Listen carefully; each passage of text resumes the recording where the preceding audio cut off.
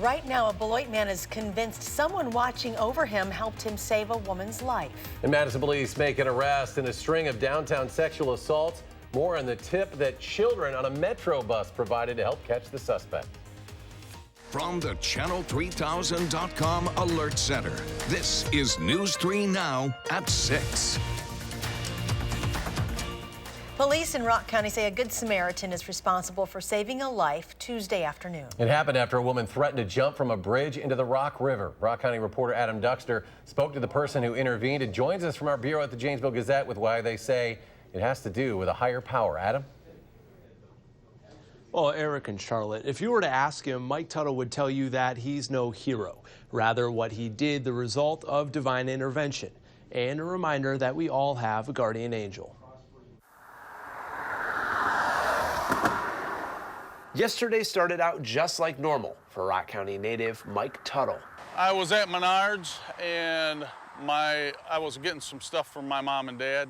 But as he was going over a bridge on his way home, he saw something, rather someone, from the corner of his eye. I'm thinking this might not be a good situation. A woman on the edge, getting ready to jump. The water 100 feet below, freezing cold and moving fast. She had 1 foot over here and 1 foot over there. And then when I got out of the car, she put both foot over. And I knew I better act now. And with just moments to spare, he did. And as soon as I got close enough to where I knew I could grab her, I just wrapped my arms around her and pulled her back over. He says this act was aiming to show love and compassion, staying true to the biblical story of the Good Samaritan, something he says never leaves his heart. I told her that Jesus loves her more than anybody could hurt her. I just want people to know that God cares about them and that life is more important. And the fact that he was there at that moment, not a coincidence, but an act of divine intervention. It's hard to know how God works. I believe I was there for her at that point in time in her life. Today, police are commending the quick response. I think he did an excellent job. He saw that there was a crisis that was going on, and he did take action. In my opinion, I do feel that he had, at this point, actually saved her life. But Tuttle says ultimately, it's not about him. Anybody who loves people and has a heart for people would have stopped. The Bible says that we all have guardian angels, and thank God for that. Tuttle says he and his wife have been in contact with that woman and her family since then and have offered to extend any sort of love and support and care that they can. We do want to remind everyone that if you are struggling, we do have resources available, and you're encouraged to call the Suicide National Hotline at 1-800-273-8255. Adam Duxter in Rock County tonight. Adam, thank you. The legislature's bipartisan suicide prevention task force is calling for funding to be released quickly. The task force's report calls for $110,000 per year to fund the Hope Line. It's a service that allows people to text a trained crisis counselor when they need help. Right now, the state does not contribute funding to the service. An earlier draft proposed passing a bill to make the money available, but the final version calls for the GOP-controlled Budget Committee to release the money. Turning to weather, clear skies tonight. Some rain later this week could cause more flooding issues. First alert forecast, Chief Meteorologist Gary Canalti. Gary? Eric, not only for late tomorrow night and Friday is there a threat for heavy rain, but also for much of the first half of next week. Right now, just some mid and high level clouds coming in from the west, but those will start dissipating pretty quickly after sunset. There were a few sprinkles of rain associated with them over western Iowa, but those showers aren't getting anywhere near the Mississippi River, so we should stay dry in southern Wisconsin. Current temperatures have dropped into the upper 60s through much of southern Wisconsin, though it is a little bit warmer in southeastern Wisconsin, where the cloud cover has been a little thinner. Dew point temperatures right now are in the upper 40s to lower 50s, so the air is still pretty dry. Look for clear skies overnight, temperatures dropping to around 50 by tomorrow morning. Tomorrow will be a sunny and pleasant day, a little cooler than today, but still about average temperatures with a high of 68. That's your News 3 Now First Alert forecast. Gary, thank you. And preliminary findings from the National Weather Service say an EF3 tornado touchdown in northwestern Wisconsin last night. Today, Governor Evers toured the damage in Chippewa County. Debris downed power lines and tree branches litter the town of Wheaton. At least 3 semi-trailers overturned along Wisconsin Highway 29 northeast of Elk Mound. This was the 25th and strongest tornado of the year so far in Wisconsin. Both lanes of a highway are shut down in Marshall as crews respond to a crash between a car and bicycle. It happened about 4:30 at Hubble Street at East Main near the Little America Amusement Park. This is a developing story, and we have a crew on the way. We don't have word on any injuries at this time. We will have updates at channel3000.com. A driver involved in a fatal hit and run on Madison's north side has turned himself into police.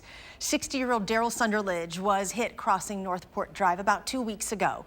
He died days later in the hospital. According to police, a traffic investigator was able to identify the driver after finding his SUV. That driver, 21-year-old Brandon Eiler, voluntarily came to the Madison Police Central District with his attorney yesterday. He faces tentative charges of hit and run involving death and operating while revoked, causing death. The Rock County Sheriff's Office is asking people to help find the semi-driver involved in a fatal hit and run this morning. Officials say just after 8 a.m., the semi-driver failed to stop at a red light on Highway 11 and hit a motorcyclist who was turning onto the highway. The motorcycle driver was pronounced dead at the scene. The suspect's semi is described as a white Volvo sleeper cab pulling a white trailer. Police have arrested a 26-year-old man believed to be the suspect involved in a recent string of sexual assaults in downtown Madison. Luis Ugalde was arrested Monday by the Violent Crimes Unit. He faces tentative charges of burglary, 4th-degree sexual assault, battery, and attempted 2nd-degree sexual assault. Jamie Perez joins us live with more details on what's been reported to police over the last week. Jamie?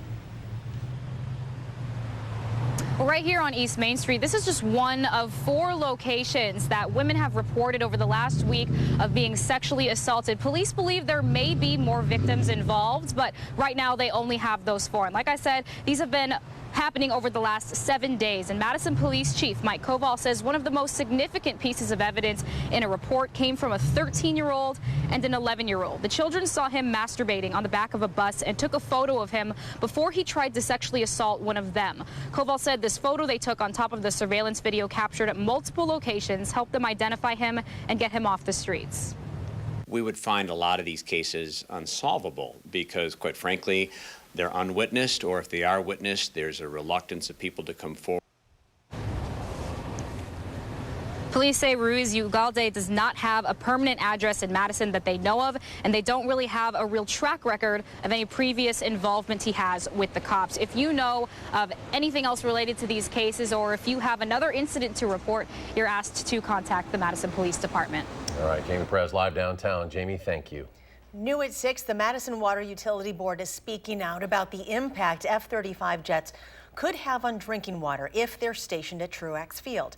PFAS contamination has already been found in well 15, which is less than a mile from Truax, where the chemicals have been reported in high levels in the groundwater. Board members want the problem to be fixed before potentially adding infrastructure and jet capability to Truax. The group said in a statement, quote, "This is not an acceptable position for Madison and its residents who rightfully expect to have clean and safe drinking water available to them without bearing the high cost of additionally treating or replacing productive drinking water wells." The utility board wants the Department of Defense to complete a PFAS investigation and remediate costs to Madison ratepayers. A new state program would help military veterans become commercial airline pilots. The bipartisan American Aviator Act hopes to assist veterans in transitioning to civilian life. The only prerequisite is an honorable military record. Any branch is eligible. If past $1 million would be divided amongst flight schools to pay for veterans' tuition, books, and flight costs. The bill goes before the Senate sometime this fall. The Dane County Jail celebrating the graduates of its new program for incarcerated parents. Parenting Inside Out helps inmates be positive role models for their children, staying in communication and helping them develop problem-solving skills. 9 inmates graduated today. It's the second class to graduate from that program.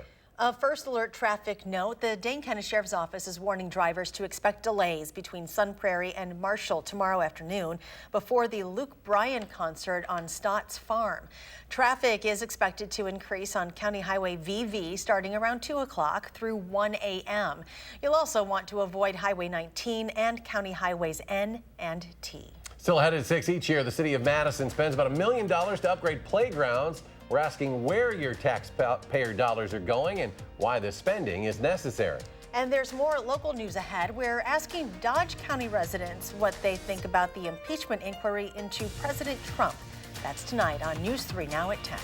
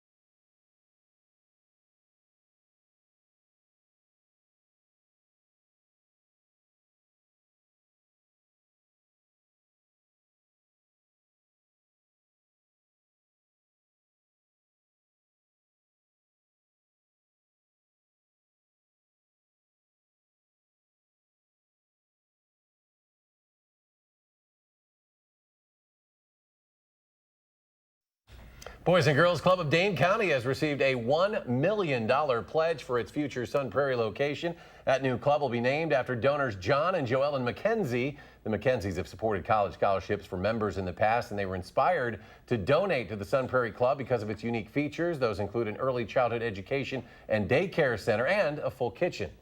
They will feed these kids nutritious meals that are not pre-prepared. They're going to cook everything from scratch. These kids are able, their minds can be alert. And then they've got classrooms and licensed instructors who are going to get these kids prepared to enter school. And that is a game changer. Now, the club needs to raise $2.9 million in order to open the Sun Prairie location on schedule in January. You can help by purchasing a brick or making a donation. Go to bgcdc.org. You may notice new playground equipment going up at parks across Madison. According to its budget, the city spends about $1 million on those upgrades a year. Madeline O'Neill tells us where your tax dollars are going. Playground equipment is evolving. It's part of an effort to make it safe and accessible for everyone. There's something for everybody here. That includes Zachary Redding and his daughter. My kids love the monkey bars and the slides, of course. At Brittingham Park, a lot is different from when Redding was a kid. Another feature in the back that you can stand on and spin around on. I can't handle it, but they really get it going.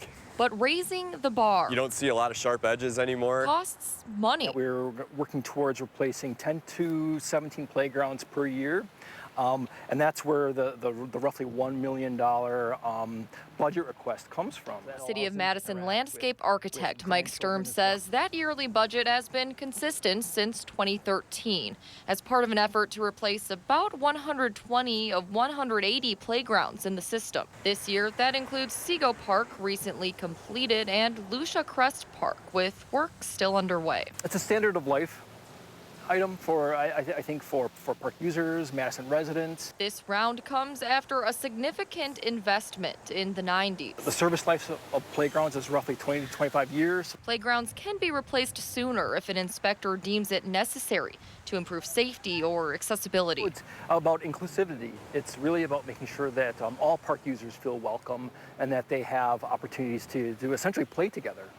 It's everyone from the younger children to the grandparents. For those with mobility issues, upgrades like smooth surfacing make getting to the park less of a reach. It's nice having the accessible portions as well, and you see kids come here with their chairs, or they have mobility devices, and they can get on the action too. Several parks across Madison are getting upgraded playgrounds. To find where that is, we'll have information on our website. Reporting in Madison, Madeline O'Neill, News 3 Now. The city holds at least 2 neighborhood meetings to get input on new playground equipment. Recently, more options for nature-based play like boulders and logs have become available. One of Madison's biggest music venues is offering free tickets for a year to one lucky winner. The Sylvie on East Wash holding the drawing in honor of its first birthday this week. Tickets are good for every show from the 2019 New Year's Eve show through the 2020 New Year's Eve show. We have details about how you can enter to win at channel3000.com. Coming up, calm today, but showers and thunderstorms are headed our way. Low storms could cause some more flooding issues. Gary will have all the details. Your first alert forecast next.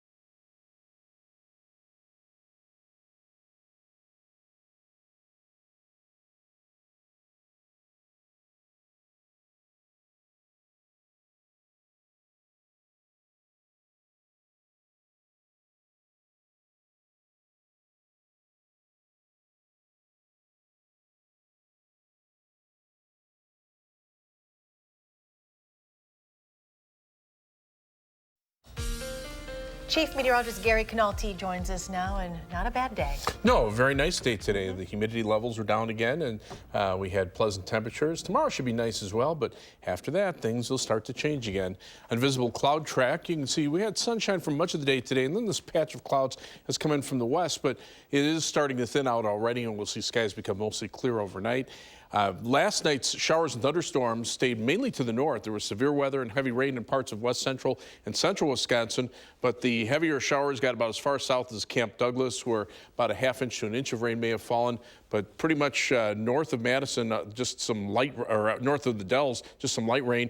Madison and areas around here didn't get any rain at all. Some light showers made it into southwestern Wisconsin, but you can see that area of heavier rain of 1 or 2 inches fell in west central Wisconsin. Also, as the storms fired up in western Iowa, some areas of 1 to 2 inches of rain. So anytime that we can miss out on the heavy rain, that's good news. And you can see just a few sprinkles out to the west of us. Those will fall apart before they reach us. So looking for dry weather for tonight, tomorrow, and much of tomorrow night before showers and thunderstorms start to arrive later tomorrow night into Friday. RPM AM computer model shows the potential for about a ½ inch of rain in Madison, but an inch to inch and a half south of Madison. It all depends on where the heavier thunderstorms set up. Areas north of Madison much less likely to see the heavier rain, but unfortunately, this is an area that has seen way too much rain, 5 to 10 inches or more of rain so far this month. Here in Madison, we've picked up over 5.5 inches of rain. So we have an alert day in the forecast for Friday for showers and thunderstorms. An inch to inch and a half of rain normally isn't a big deal, but because it's going to occur in areas where there has already been heavy rain, that could lead to some localized flooding. And then the longer range computer models through Thursday of next week show the potential for anywhere from 2 to 4 inches of rain from southern Wisconsin back into Iowa, maybe even some heavier amounts in spots. The European computer model, kind of the same thing. The numbers just a little bit different, but the last couple of days we've been showing you these maps, and they're showing you very consistent numbers that this is the area that is most likely to see heavy rain next week. So we put alert days in the forecast for Monday, Tuesday, and Wednesday of next week, again for the potential for an inch or two of rain any of those days with some locally heavier amounts, and even the potential for a little severe weather on Monday depending on how much sunshine we get. Right now, cloudy skies from the WISC Skycam, the Edgewater Skycam in downtown Madison, showing a few breaks in the clouds beyond the capital. Our high temperature today, cooler than yesterday, but still above normal. 74 the high, the low 65, and right now we're at 67 degrees with mostly cloudy skies. The dew point at 49, so the air pretty dry. Not expecting any sprinkles from those clouds that are overhead.